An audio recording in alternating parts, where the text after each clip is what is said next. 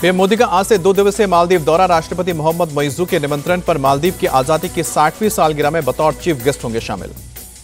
मालदीव आने से पहले पीएम मोदी ने लंदन में बिजनेस लीडर्स से की मुलाकात। 400 साल पुरानी हवेली चेकर्स में हुई इस मुलाकात के दौरान पीएम कीयर स्टारमर भी थे मौजूद। भारत ब्रिटेन के बीच ऐतिहासिक फ्री ट्रेड एग्रीमेंट। अब 99% एक्सपोर्ट पर नहीं लगेगा टैरिफ। ब्रिटेन के प्रोडक्ट पर भी भारत में सस्ते होंगे।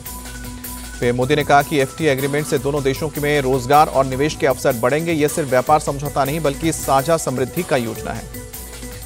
पीएम मोदी ने कहा कि आतंकवाद की लड़ाई में दोहरे मापदंड का जगह नहीं है। सभी देशों की संप्रभुता और क्षेत्रीय अखंडता का सम्मान जरूरी है। फ्री ट्रेड एग्रीमेंट होने पर ब्रिटिश पीएम ने जताई खुशी। कहा कि डील से दोनों देशों को फायदा होगा, रोजगार के अवसर भी पैदा होंगे। कर्नाटक की एक लोकसभा सीट के चुनाव में वोटों की चोरी के राहुल गांधी के दावे को चुनाव आयोग ने बताया गलत। कहा कि चुनाव को लेकर कोर्ट में कोई अपील फाइल नहीं की गई है।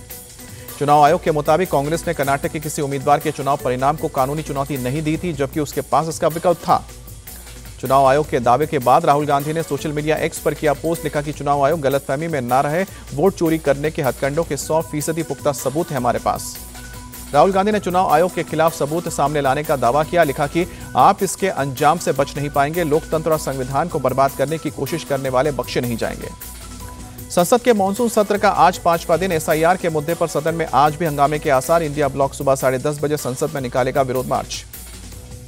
बिहार में वोटर्स लिस्ट रिवीजन का आज आखिरी दिन। चुनाव आयोग के मुताबिक गुरुवार तक वोटर्स लिस्ट का 99% काम हुआ पूरा। चुनाव आयोग के मुताबिक एसआईआर सर्वे में 21,60,000 वोटर पाए गए मृत, जबकि 31.5 लाख वोटर दूसरे राज्यों में स्थायी रूप से शिफ्ट हो चुके हैं।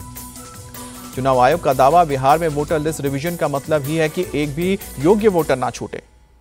बिहार में 1 अगस्त को नई वोटर लिस्ट का ड्राफ्ट होगा जारी। संसदीय कार्य मंत्री विजय कुमार चौधरी बोले, संशोधन के लिए 1 महीने का वक्त भी मिलेगा।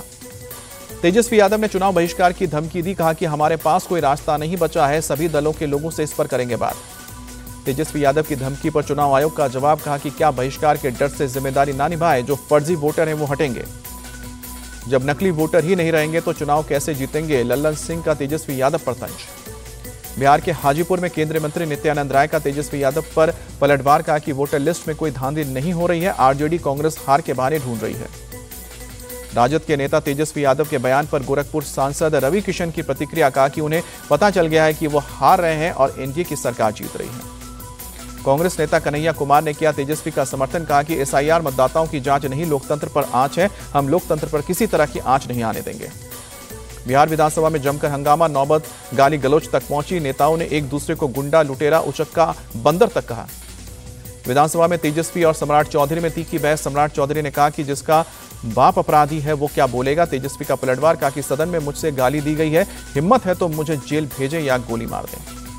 तेजस्वी के भाई तेज प्रताप यादव बोले, अगर वो सदन में होते तो सम्राट चौधरी का बुखार उतार देते। यूपी के राज्य मंत्री प्रतिभा शुक्ला ने कानपुर के अकबरपुर कोतवाली में पुलिस के खिलाफ खत्म किया धरना। बीजेपी कार्यकर्ताओं पर झूठा केस दर्ज करने का लगाया था आरोप।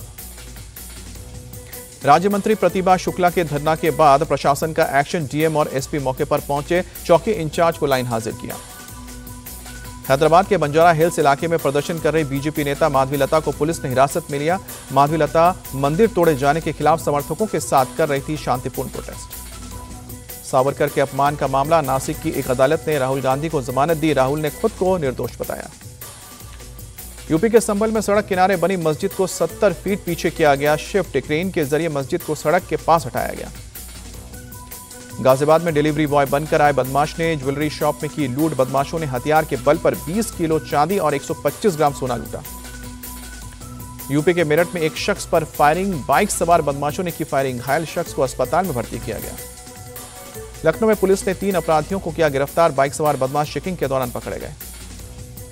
यूपी के कुशीनगर में धर्मांतरण में शामिल कई गिरोह का भांडाफोड़। पुलिस ने 6 नाबालिग लड़कियों को कराया मुक्त। 4 लोगों की गिरफ्तारी भी हुई। महाराष्ट्र के पुणे में दौंड लोक कला केंद्र के दौरान फायरिंग। पुलिस ने 3 बदमाशों को गिरफ्तार किया। राजस्थान के जामवा रामगढ़ में पिता ने की बेटे की हत्या, शव को बोरवेल में डाला। पुलिस पिता को हिरासत में लेकर अब पूछताछ कर रही है। बोरवेल से बच्चे के शव को निकाला गया। यूपी के इटावा में 7 साल की बच्ची नाले में गिरी। दोस्त के साथ खेलते हुए पैर फिसल गया। मौके पर चलाया गया रेस्क्यू ऑपरेशन। गाजियाबाद में फर्जी दूतावास का मामला, पकड़े गए आरोपी हर्षवर्धन जैन ने कई बड़े खुलासे किए। हर्षवर्धन के कई देशों में बैंक अकाउंट्स का पता चला।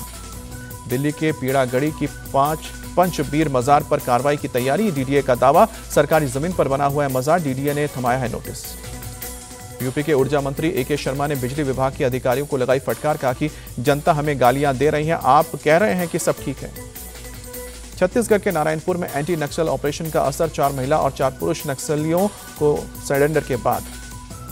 मुंबई के कई इलाकों में देर रात बारिश हुई है, कई जगह पर जल भराव भी हुआ है। हिमाचल प्रदेश के रामपुर में भारी बारिश के बीच सतलुज नदी का जलस्तर बढ़ा, निचले इलाकों में बाढ़ के हालात को देखते हुए लोगों को अलर्ट किया। ओडिशा के केओंझर में रिहायशी इलाके में घर में जंगली हाथी घुसा, इलाके में रहने वाले लोगों में दहशत। मैनचेस्टर टेस्ट आज तीसरा दिन है, दूसरे दिन इंग्लैंड ने मजबूत शुरुआत की, भारत के 358 रन के जवाब में इंग्लैंड ने 2 विकेट गंवाकर बनाए 225 रन। दिल्ली में चल रहे हुंडई इंडिया कूचूर वीक के दूसरे दिन ईशा जजोदिया और सुनीत वर्मा ने अपने कलेक्शन शोकेस किए। फिल्म एक्ट्रेस तारा सुतारिया बनी ईशा जजोदिया की शो स्टॉपर। तारा सुतारिया ने ईशा के कलेक्शन की जमकर तारीफ की, कहा कि ईशा के ड्रेस न सिर्फ युवा बल्कि सभी उम्र की महिलाओं के लिए हैं। फिल्म स्टार रणवीर कपूर की बहन और मॉडल रिधिमा कपूर बनी सुनीत वर्मा की शो स्टॉपर। 18 साल के बाद रैंप पर आई रिधिमा ने अपने अंदाज से सबका दिल जीता।